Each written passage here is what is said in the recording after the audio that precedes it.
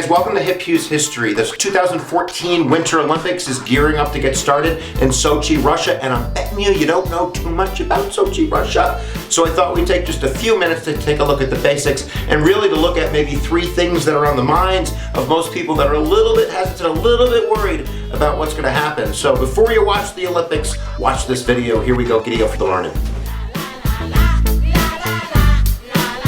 Number one, geography. You really need to know where it is. And if you look up on the map, you can see that Sochi, Russia is really in the southern part of Russia. It's the warmest probably place in Russia. And it's located right next to Turkey, right next to the Republic of Georgia, and right near the Caucasus Mountains. On the other side of those Caucasus Mountains lie the militant breakaway republics of Russia known as Chechnya. And we're going to talk a little bit about that in a moment. But first, I'd like to talk about climate. And if you can see where it is, it's not exactly Siberia there.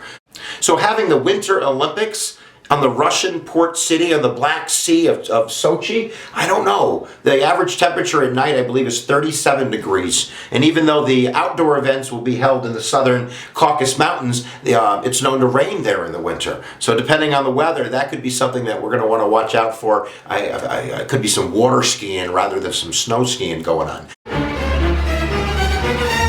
We also want to talk about definitely the protests that are planned. Now, even though the city is locked down, outside of the city, there's a lot of gay protests planned.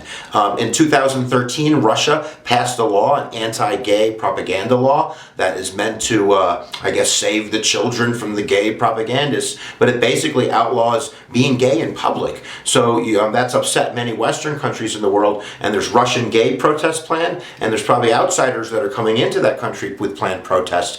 Even though Obama's not going, he purposely sent a gay delegation. We have Billie Jean King, the former tennis great that's going, and that's definitely going to probably ruffle some feathers. We'll see what happens. But the Russian police don't necessarily have the best relationships with protesters. So there's that kind of chance that we could see some really violent protests going on right outside of the Olympics.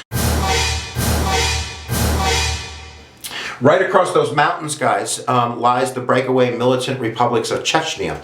Chechnya, including Doka Umarov, who's kind of the Osama bin Laden of Russia, have pulled off some really grimy terrorist acts. I believe in 2002, 40 or 50 Chechen rebels, including many women, we'll talk about black widows in a second, stormed a Russian theater. And they took, I believe, over 850 hostages. The Russian police ended up kind of piping poisonous gas inside, and it ended up being like a horrific ending with hundreds dead. And then in 2004, another group of Chechen rebels invaded a school in Beslan, and they took over 1,100 people as hostages, and they wired the building with bombs and explosives, and they ended up with the death of over 380 people, mostly children.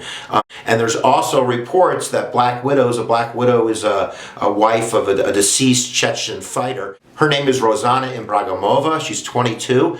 She is the wife of a deceased Chechen fighter. You can see her picture right up there, and it's believed that she's already inside Olympic Village. So the Russian police, I believe there's 50,000 of them. They're trying to hunt these black widows down. They've already found caches of weapons around the Olympic city, and it's definitely something to watch out for. Nobody wants a terrorist attack, but I think that the IOC, the International Olympic Committee, really set this up.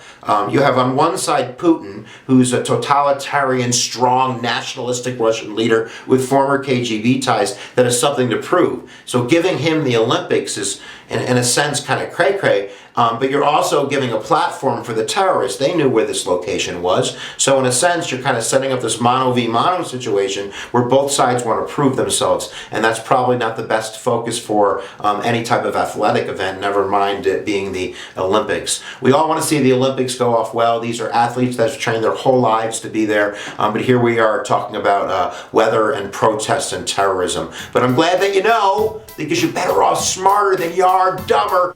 So if you haven't subscribed to HipHughes History, guys, all you gotta do is click my face, how easy it is that, and zip over to my YouTube page. We have over 250 videos. I'll leave you with my quote, where attention goes, energy flows. Now go make the world a better place and enjoy the Olympics.